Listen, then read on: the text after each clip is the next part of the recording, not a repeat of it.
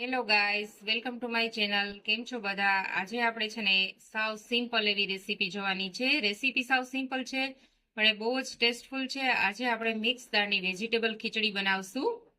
તો ચાલો જોઈ લઈએ તેની રેસીપી. જો મિક્સ વેજીટેબલ ખીચડી બનાવવા માટે છે ને મેં અહીંયા ચોખા, પછી મગની ફોતરાવાળી દાળ, પછી તુવેરની દાળ ત્રણેય સરખા ભાગે લઈ અને મેં છે ને એને અડધી પોણી કલાક અગાઉ છે ને પાણીમાં પલાળી દીધા છે.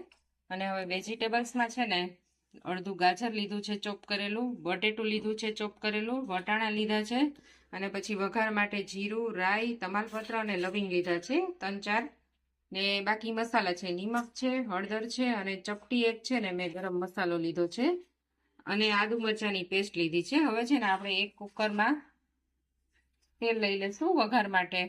જો મેં અહીંયા કુકરમાં છે ને ઘી અને તેલ બે મિક્સ લીધું છે. તમે ખાલી તેલ લેવું હોય ને તો પણ લઈ શકો, પણ ઘીની છે ને ખીચડીમાં સ્મેલ બહુ ફાઇન આવે છે.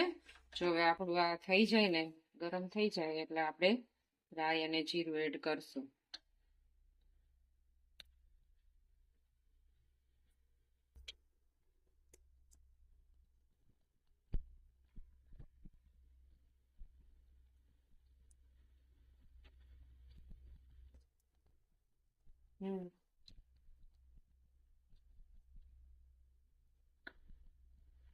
રાઈ જીરું આપણું તતરી ગયું છે. હવે એડ કરશું.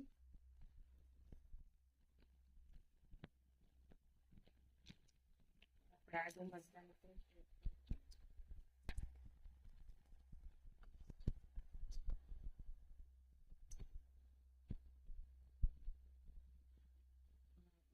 વેજીટેબલ છે ને એડ કરી દઈશું.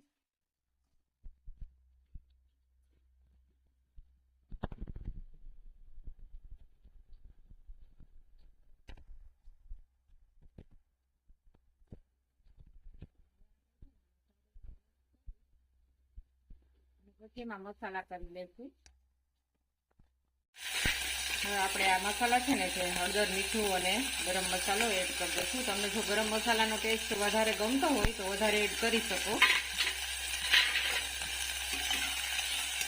હવે આપણે આને મિક્સ કરી અને 2-3 મિનિટ ગેસ ઉપર રહેવા દઈશું.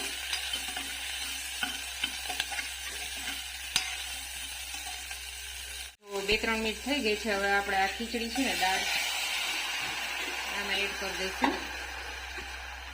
અને આમાં છે ને પર્યાપ્ત માત્રામાં આપણે પાણી એડ કરી દઈશું. જો મેં અહીંયા છે ને 1.25 ગ્લાસ જેવું પાણી એડ કર્યું છે. આપણે જે રીતનું ખીચડીનું ટેક્સચર જોતું હોય એ રીતનું છે ને આપણે પાણી એડ કરવાનું છે. આપણે થોડી ઢીલી ખીચડી ખાતા હોય તો વધારે પાણી એડ કરવાનું. હવે આપણે કુકરનું ઢાંકણું બંધ કરી અને આને છે ને 3 થી 4 વિસલ થવા દેશું. જો આપણે 3 થી 4 સીટી થઈ ગઈ છે. હવે આપણે જોઈ લેશું. જો આપણી ખીચડી છે ને એકદમ સરસ બની ગઈ છે. હવે આપણે છે ને એને એક પ્લેટમાં સર્વ કરશું. તો ગાઈસ આપણી છે ને ગરમા ગરમ મિક્સ વેજીટેબલ ખીચડી બનીને રેડી થઈ ગઈ છે, સર્વ થઈ ગઈ છે.